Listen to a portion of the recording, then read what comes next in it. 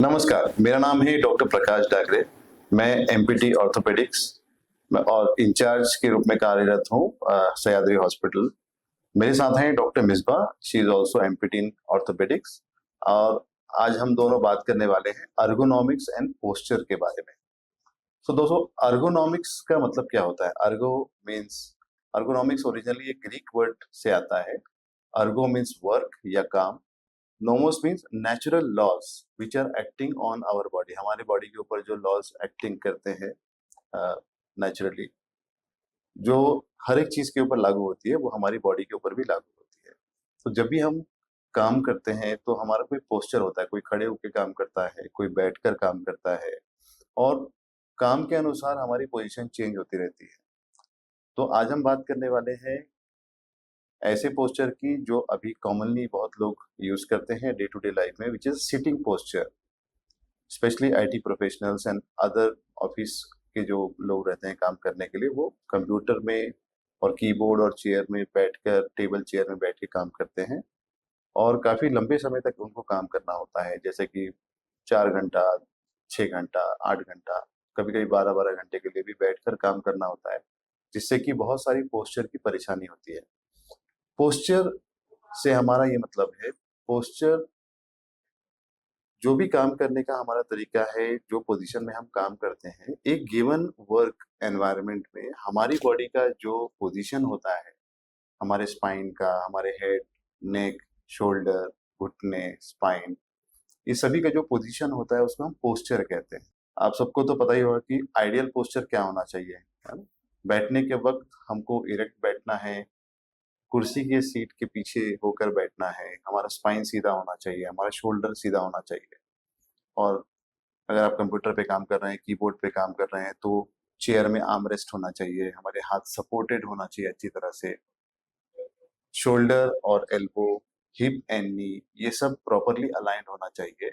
ये बहुत आवश्यक है, क्योंकि अगर ऐसा नहीं होगा तो 2-4 घंटों में हमारी मसल्स थक जाएंगी, और ये बहुत सारी हेल्थ रिलेटेड प्रॉब्लम्स को जन्म दे सकती हैं, जैसे कि गर्दन का दुखना, पीठ का दुखना, स्पाइन का दुखना, और बॉडी का सर्कुलेशन भी उसमें अफेक्ट होता है।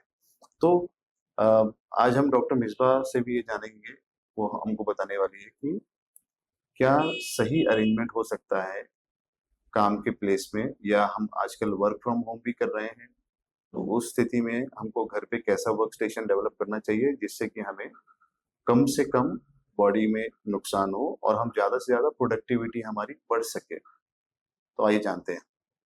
नमस्ते। आज हम देखेंगे कि आपका वर्क स्टेशन जो आपके या तो कंपनी में या वर्क फ्रॉम होम पे हो तो कैसा होना चाहिए आइडियली। सबसे पहले हम बात करते हैं हमारी कंप्यूटर स्क्रीन की, तो उसका लेवल क्या होना चाहिए। तो बेसिकली अगर आपको जानना है कि वो कौन से लेवल पे होना चाहिए, तो आपका जो आई लेवल है और कंप्यूटर का जो स्क्रीन है, जो top level of the screen है, वो एक अलाइनमेंट में होना चाहिए। इससे क्या होगा, आपका जो विजुअल फील्ड है, जो वर्किंग स्पेस है, वो करेक्टली 10 to 25 डिग्री के अंदर आएगा। तो फर्स्ट थिंग जो आप देखोगे, इस कंप्यूटर का टॉप स्क्रीन आपके आई लेवल पे होना चाहिए। दूसरा, आपका कीबोर्ड पोजीशन। सो बेसिकली आपको हमेशा आपका keyboard at least 4 to 6 inches away from the corner रखना है। इससे क्या होगा, आपका रिस्ट हमेशा इस पे सपोर्टेड होगा।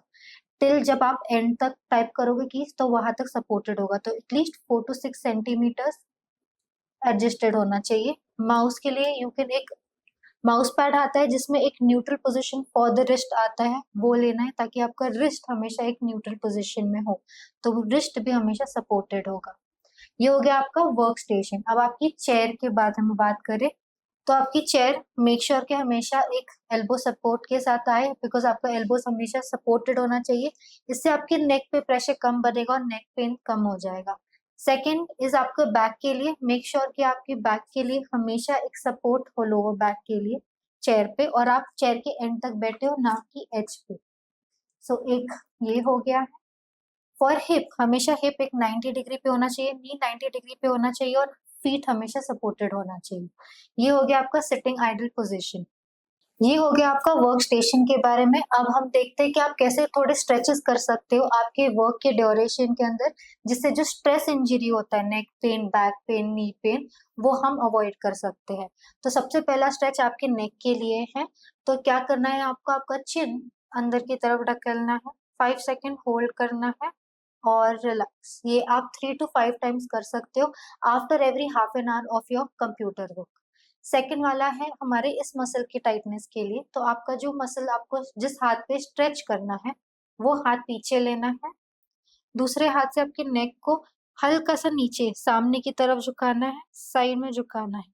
आपको एक पुल फील होगा ईयर से लेके शोल्डर के टिप तक। होल्ड करना है 10 to 15 सेकेंड्स एंड रिलैक्स। ये हो गया आपका second stretch. 10 second hold, 2 repetitions इस साइड, सेम हम इस तरफ कर सकते हैं। तो सेम हाथ को पीछे की तरफ लेना है, नेक को सामने की तरफ and side, hold it for 10 seconds, relax. ये हो गया आपका सेकेंड स्ट्रेच। थर्ड है आपका जो इस पोजीशन में आप बैठते हो उसको करेक्ट करने के लिए दोनों हाथ को साथ में क्रॉस कर लीजिए, हेड के पीछे रख दीजिए और दोनों एल्बोज को स्ट्रेच करिए। इससे आपको एक गुड स्ट्रेच मिलेगा शोल्डर के फ्रंट साइड पे। Again hold it for 10 to 15 seconds, 2 to 3 repetitions. ये हो गया आपके नेक के लिए स्ट्रेचेस। अब आपके हैंड और एल्बो के लिए जो स्ट्रेचेस है, फर्स्ट वाला है एल्बो को स्ट्रेट करना है, रिस्ट को नीचे की तरफ बेंड करिए और दूसरे हाथ से पुल करिए। फिर से 10 to 15 second hold, 2 to 3 repetition इस हाथ में, सेम हम इस हाथ में कर सकते हैं। इसका ही ऑपोजिट आप ऊपर की साइड पुल करोगे, होल्ड करोगे, 10 to 15 second hold, 2 to 3 repetitions. ये हो गया आपके रिस्ट के लिए। अब है आपके बैक के लिए। तो सबसे पहला है आपका हाथ दोनों नीज पे रख के सिर्फ सामने की तरफ ड्रैग करते हुए सामने की तरफ बेंड करना है। इससे आपके लोअर बैक को एक अच्छा सा स्ट्रेच मिलेगा। फिर से hold it for 10 to 15 seconds और फिर ऊपर। सेकेंड वाला है बैठे बैठे एक पैर ऊपर लेना है, एक फिगर ऑफ 4 बनाना है आपको। नी को थोड़ा सा हल्का सा नीचे पुश करते हुए सामने की तरफ बेंड करना है। एक बैक ऑफ द हिप पे एक स्ट्रेच आएगा, अगेन 10 to 15 सेकेंड्स होल्ड करना है, कम बैक, रिलैक्स। फिर से 2 repetition on both the sides. ये हो गया 2 stretches for the back and the hip. अब है नी के लिए। अब है नेक्स्ट स्ट्रेच आपके नीज के लिए। आप आपकी चेयर की सपोर्ट के साथ खड़े हो सकते हैं, हाथ से आपके नी को अपनी तरफ खींचिए और पीछे से पुल करना है। अगेन इसको 10 to 15 सेकेंड्स के लिए होल्ड करना है, 2 to 3 repetition on each side, relax. इसके बाद नी के लिए एक सिटिंग में है, चेयर ले लीजिए। नी के लिए दूसरा स्ट्रेच है, आपको चेयर के ऊपर बैठना है, दोनों हाथों से आपके नी को पकड़ लीजिए, नी को ऊपर उठाना है, पंजों को अपनी तरफ खींचना है और होल्ड करना है। 10 to 12 सेकेंड्स के लिए होल्ड करना है, 2 to 3 रेपिटेशंस एंड सेम आप दूसरे के साइड पे भी कर सकते हैं। तो आप सभी ने देखा कि हमारे काम के बीच में कितनी आसानी से हम लोग ये सब छोटी छोटी स्ट्रेचेस और एक्सरसाइज करके हम अपने मसल्स को रिलैक्स कर सकते हैं। और इससे 2 फायदे हैं, एक तो इंजरी से भी हम बचे रहेंगे और दूसरा हमारी काम की प्रोडक्टिविटी भी बढ़ जाएगी। सो आप ये सब प्रैक्टिस करिए और अगर आपको कोई प्रॉब्लम होती है, पेन होता है, तो आप नीचे दिए हुए नंबर पे हमें कांटेक्ट कर सकते हैं। Thank you very much.